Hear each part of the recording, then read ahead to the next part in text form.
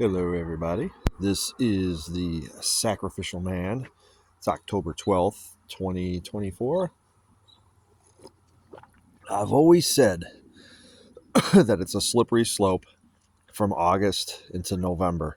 Like, as soon as August hits, all the months just kind of fly by. So, August and September are farts in the wind. We're already almost halfway over with October now. The leaves on the trees are coming down. There's my Model T. Yes, I do own a Model T. It's never going to run again, but it's a cool piece of yard art that I bought 4 years ago. Decided to retire it right there. Oh, I'm congested as can be today.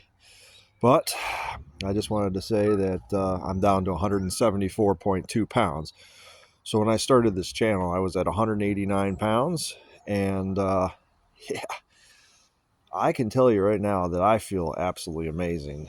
And I did add a protein shake into my mix now. So that's getting going down the hatch on a daily basis. When day one, I made the mistake of taking it while I was at work, thinking, well, middle of the morning, I might want just a little extra fuel. And, I hadn't taken one. Actually, I don't think I've ever drank a protein shake. I've had like B complex vitamins before, and I know that those got me kind of fired up. But the protein shake, whew, wow, that's not for a desk job, I can tell you that much. So yeah, I ended up like drumming and tapping on everything, toe tapping. I think I walked 1,000,000 miles at work that day because I just couldn't sit still anymore. So lesson learned. The trick to that stuff is you take it just before you're going to work out, which is what I did yesterday. So I'm on day 2 of this protein shake thing. Yesterday was day 2. And I took that and I took the dog for a walk. We walked about 1.5 miles. He's good for about 1.5 miles, and then he poops out. But he loves walking. And then when I got back, I did resistance band training and some free weight lifting there, and some stretches, and that felt great. That was excellent and everything. So this is my congestive heart failure dog right here. He's somewhere around here. There he is. That's Blue. Blue's a rescue from New York City. He has a lot of medical issues. He has a cancerous tumor on his scrotum, unfortunately, and there's nothing we can do about it. It's inoperable because of his heart condition. So all we can do is maintain, but I don't think the old man is long for this world. I'm trying to get him across the line to at least be 12, because that's kind of the minimum number of years that a pit bull should, live on a scale, and I don't want to shortchange him any. He's still does stairs. He still eats very well. He still wags his tail. He doesn't really show signs of being, in pain, other than he's really slow, lumbering. He's lost his eyesight, so he kind of relies on shadow images and sights and sounds, or sounds at least. So he kind of knows where he's at. He's been here long enough that he knows all the reference points. So he knows when he's on the stairs. He knows what stairs he's on. And then he also knows where in the yard he is. So he's really still self-sufficient. I don't have to really babysit him too much. He knows how to get back in, and he knows how to use the doggy door. This guy right here, that's my cancer survivor. Come on, bud. Come on. This is my cancer survivor. He's my number one. When I lost my first male pit bull to lymphoma a few years ago, my ex-fiance decided to go out and get another dog the next day, which I wasn't really mentally prepared for. But she got him, and it was a little bit of a rough start just because, I'm grieving, and now I got to put up with a new face. Every new dog is kind of a challenge, because they come to you with, whatever baggage they had from when they were, before. But this guy right here, he was a chain dog. He actually had no food, no shelter, no water. somebody hopped a fence and stole him and brought him to the Humane Society, where that's when we bumped into him. I can't imagine this guy as a chain dog. I really can't. He's a couch potato. He's great. I love him to death. But last year we had an issue where I came home and he was lethargic and there was a giant poop in the middle of the kitchen. And so I didn't know if he was just having like stomach pains or whatnot. But I have security cameras throughout the house, and I was reviewing them just to see at what time he had an accident and why, if he had been in something. And I noticed that it looked like he was eating a blanket. So I'm like, oh my God, this guy just ate a blanket.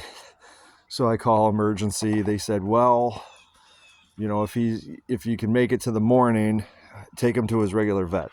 I said, okay, well, let me keep an eye on him. So in the morning, I got a hold of my vet. They brought him right in. They looked him over. They said, we can't find anything wrong.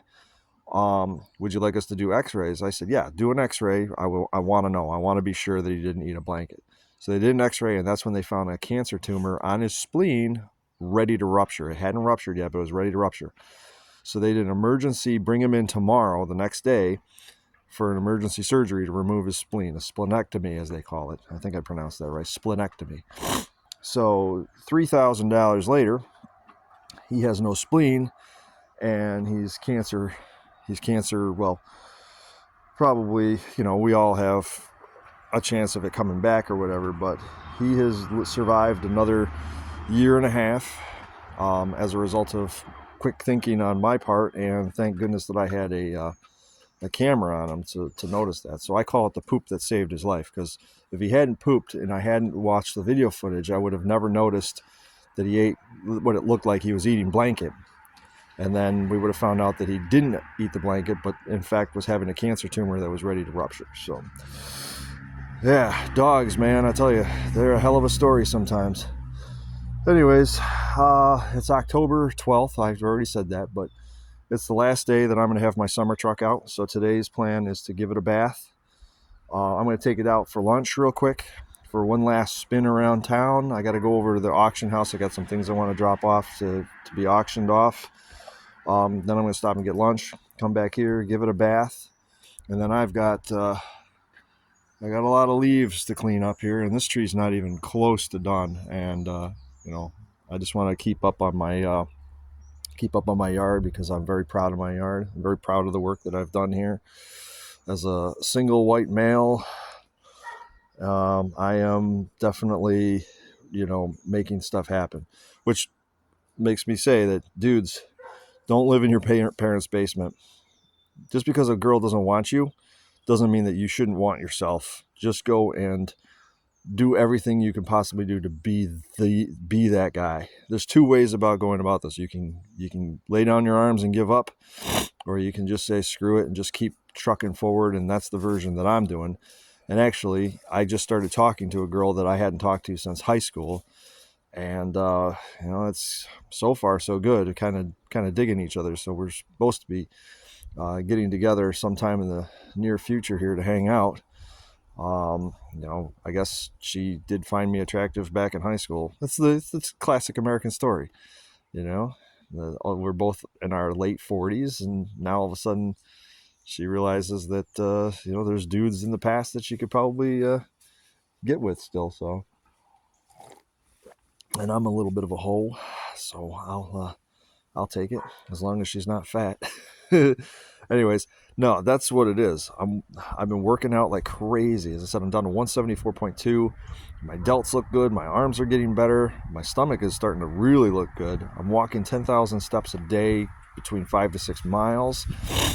Working out, free weights, resistance bands. I just bought one of those door anchors for it. That should be coming in next week, so I can start doing more tricep stuff and taking care of things around the house, which, you know, I'll push mow all this.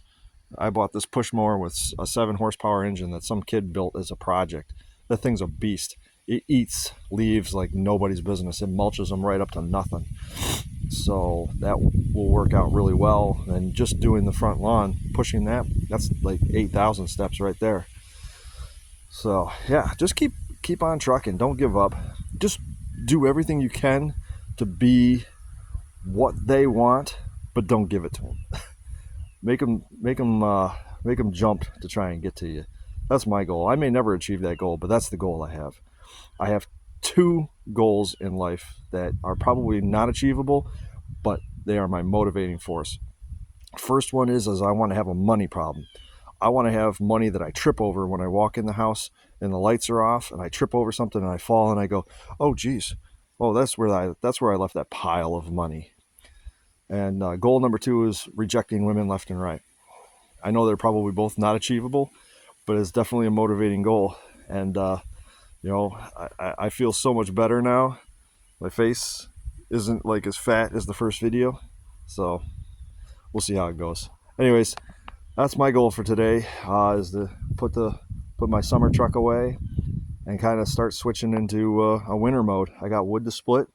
I've got vehicles to move around, so I can get ready to get my snowmobile out, because I'm new to snowmobiling. So I'm just going to ride around my yard and enjoy that until I'm comfortable with it. Then maybe take it somewhere, take it on a trail somewhere or whatnot, and enjoy it. So anyways, like, share, and subscribe. I am the Sacrificial Man, and I'll see you guys later. See you.